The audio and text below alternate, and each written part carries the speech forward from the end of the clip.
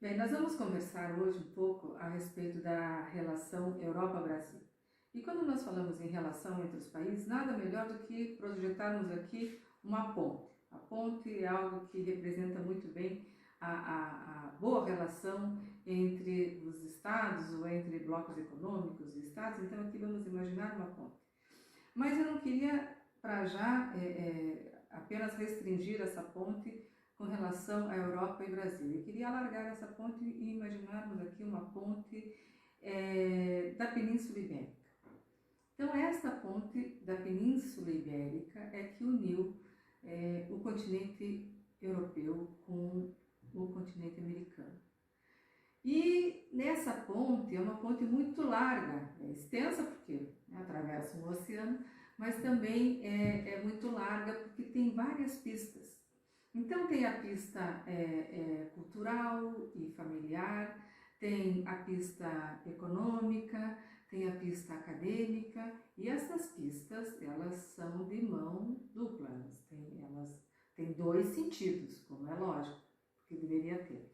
Bom, a pista cultural e familiar vai remontar à história, né, os laços históricos entre a América do Sul e Europa, e disso aqui não vamos falar, mas queria só dar assim um apontamento com relação aos laços históricos e esta ponte com relação a Portugal e Brasil, porque é através deste vínculo familiar entre avós, entre pais que têm a nacionalidade portuguesa, que muitos brasileiros hoje conseguem obter a nacionalidade portuguesa.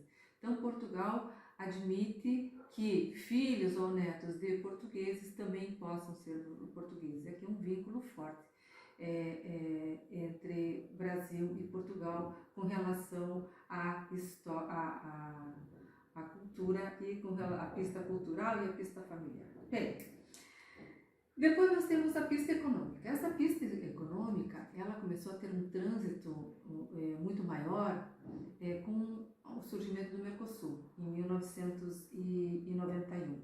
Então houve, a partir daí, um interesse muito grande do continente europeu com relação à América do Sul.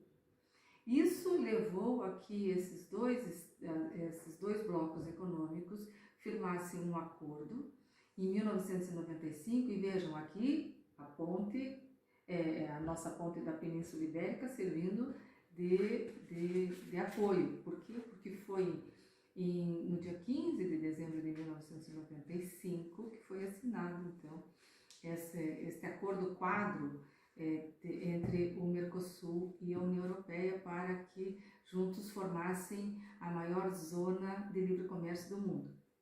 Então foi em Espanha. Espanha foi o palco da assinatura deste acordo quadro, que demorou muito tempo para ser concluído. As negociações começaram em 1999 e terminaram apenas há poucos meses, em julho de 2019. Mas daí, para nós entendermos a importância e o interesse desta pista econômica que une a Península Ibérica e a América do Sul. Mas agora, como o nosso tema está mais focado nas relações entre Europa e Brasil, logicamente que esse interesse econômico também foi muito grande por estar o Brasil inserido no Mercosul. E isso nós vamos constatar pelo número de empresas e de indústrias europeias no Brasil. Então, se nós formos ver aqui a indústria de automóveis, com as grandes as montadoras alemãs e italianas e francesa, então não precisamos aqui elencar um rol que todos nós já sabemos, né? Vamos falar do Volkswagen, da Audi, do BMW, da Renault, da Fiat. No Brasil, em várias cidades espalhadas pelo Brasil inteiro, né, no interior, inclusive, que é um fator muito importante para o PIB do Brasil. Para além desse setor automóvel, tem o setor químico e farmacêutico. Vejam que a Bayer, a alemã, está no Brasil há mais de 100 anos, por exemplo. O setor têxtil, só um exemplo pequeno da Inditex, que hoje dita moda no mundo, que é espanhola.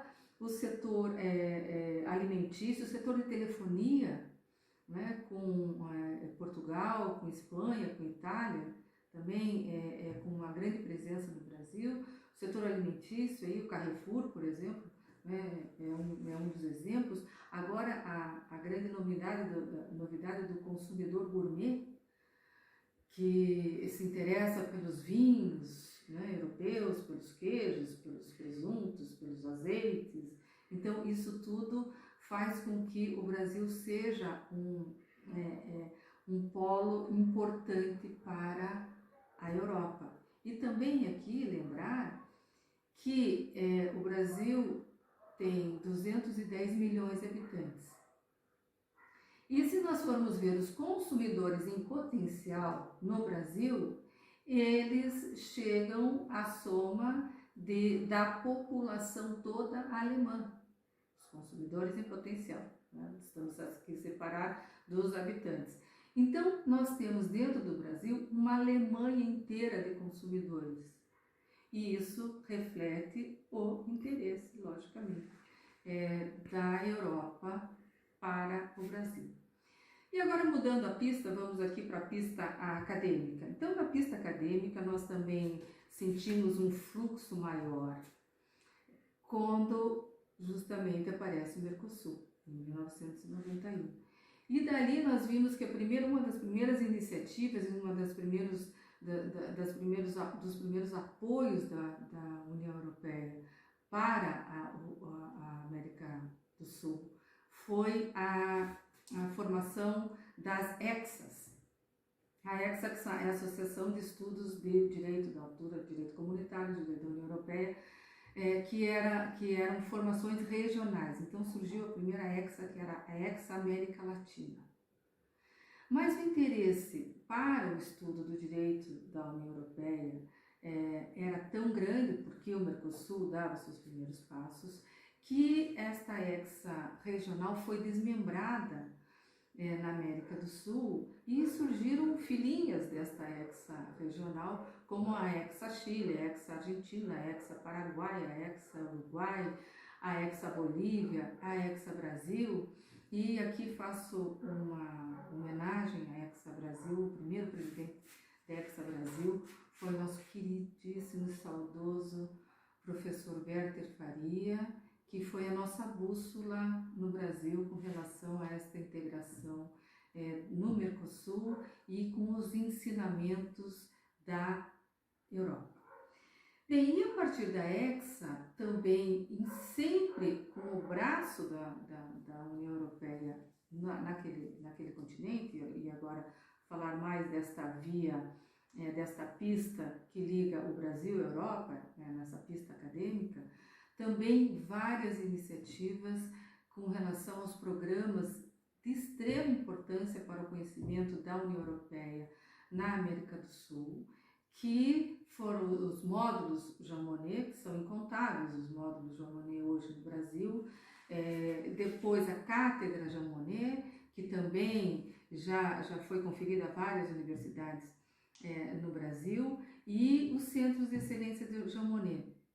Hoje, o Centro de Excelência Jean Monnet, temos 2 Centros de Excelência Jean Monnet no Brasil, um deles em Minas Gerais, na Universidade Federal de Minas Gerais, com a nossa querida professora Jamile Matadiz, à frente do Centro de Excelência, e na Fundação Getúlio Vargas, no Rio de Janeiro, que também é a nossa querida amiga professora Paula Almeida, que está lá à frente desse Centro de Excelência.